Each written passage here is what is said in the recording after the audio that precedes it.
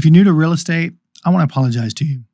The veterans in this business have made it seemingly complicated, and I recognize that includes me. If you're a real estate agent or considering a career in real estate, I'm going to give you a simple framework to build a thriving real estate business with 3 simple concepts. Each concept is represented by a shape that you can easily remember, associate that part of your business to it, and with which you can filter all the real estate noise and complexity that will come your way. Everything you do in your business will fit into one of these shapes. And if it doesn't, ditch it. Or at least ask yourself, why are you doing it? Also, I'll show you in this video how to front load your business in the next few months to earn a killer living for the next 10 years and beyond. My name is Wes, and my primary goal at this phase of my life is to simplify real estate success for you. So here's the 3 shapes. Each represents a segment of your business. Triangle, circle, star. The triangle is simply an encounter with a human, a conversation where real estate came up.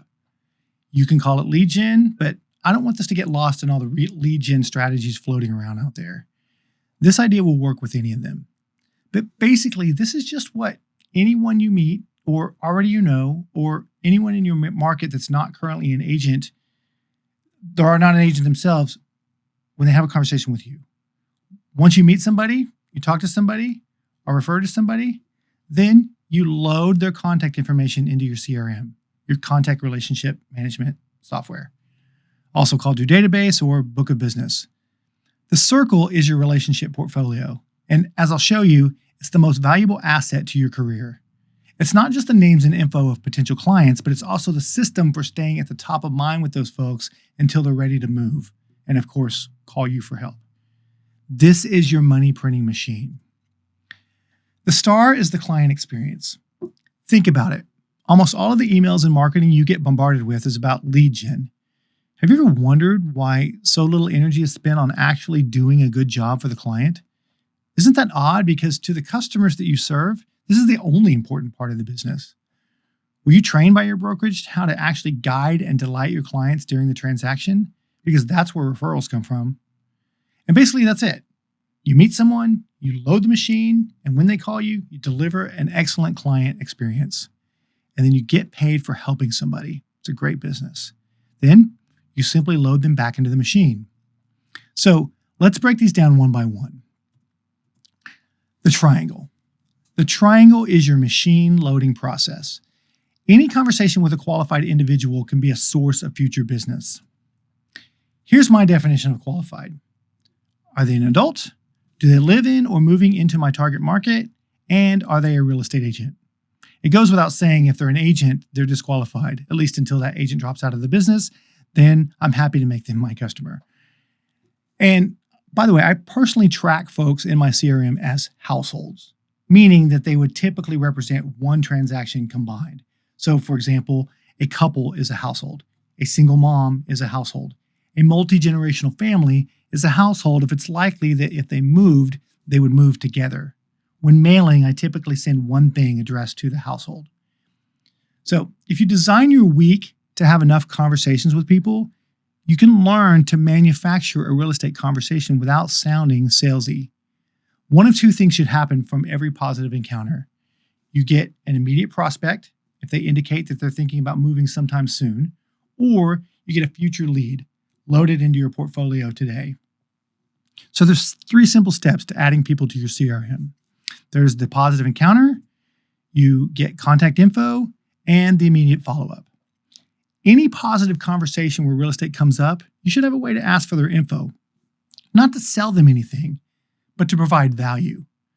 Offer to provide them with a market analysis so they can assess their equity position. Offer to add them to your mailing list so you can invite them to future customer appreciation events.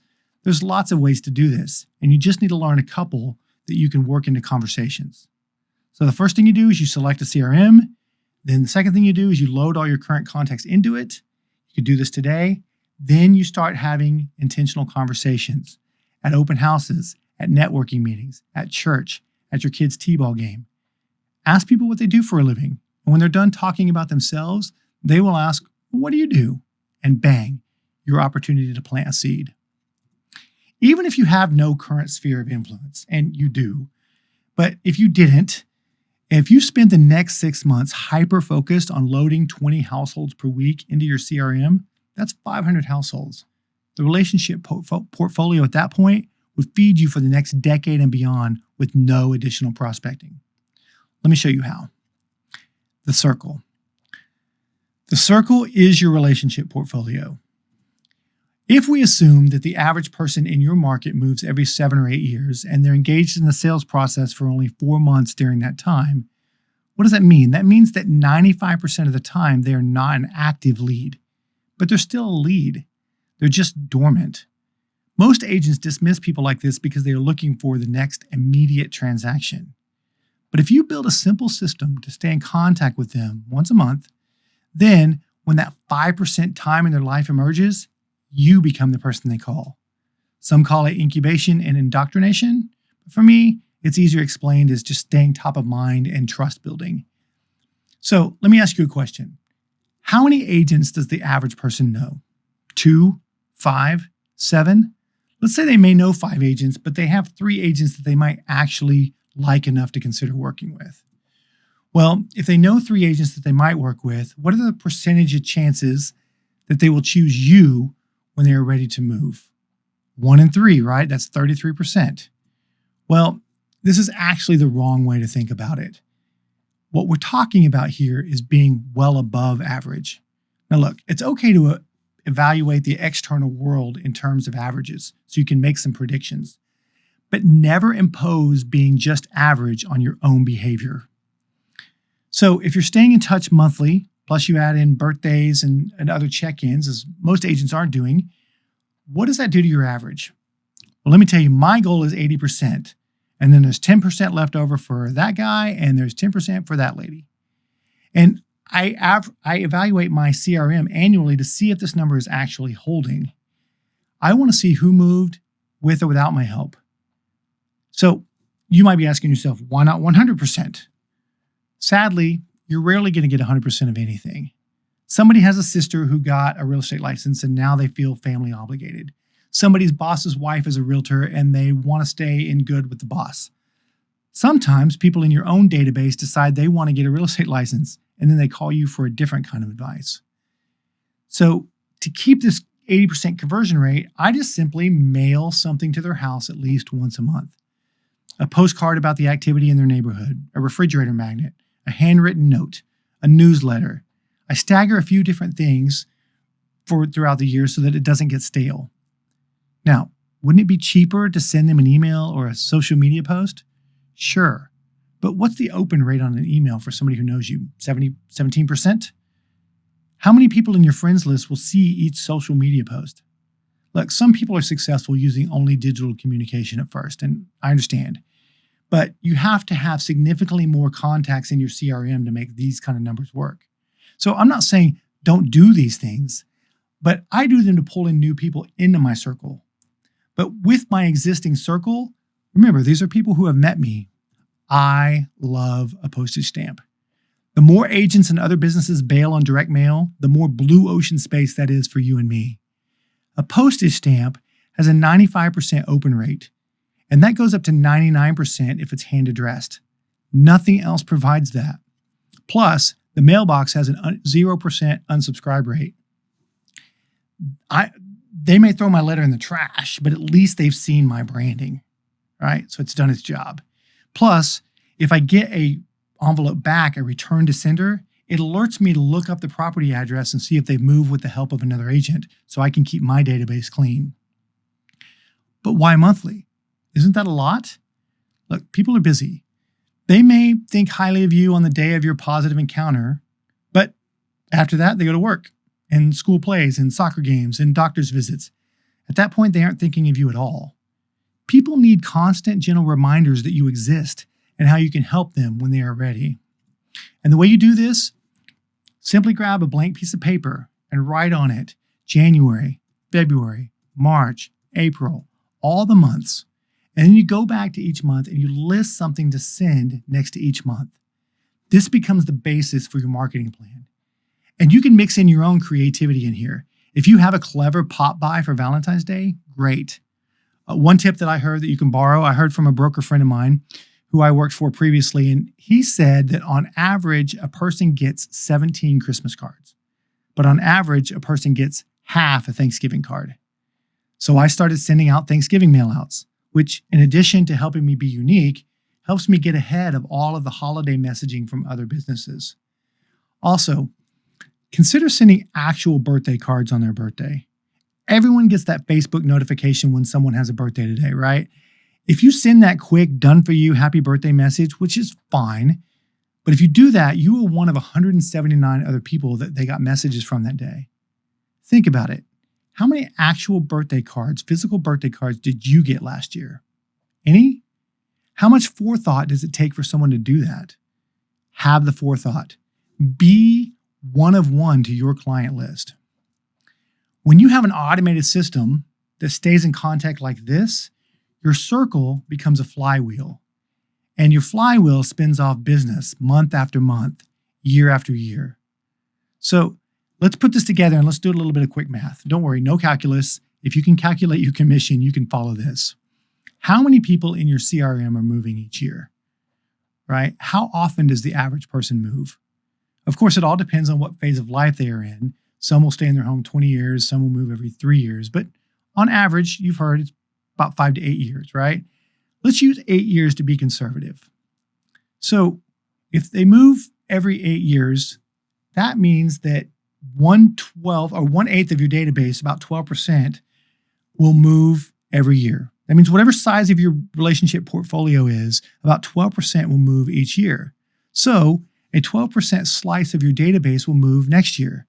And then in the second year, the same thing. And in year 3, in year 4, and 5, and 6, and 7, and 8. And then it just starts back over, right?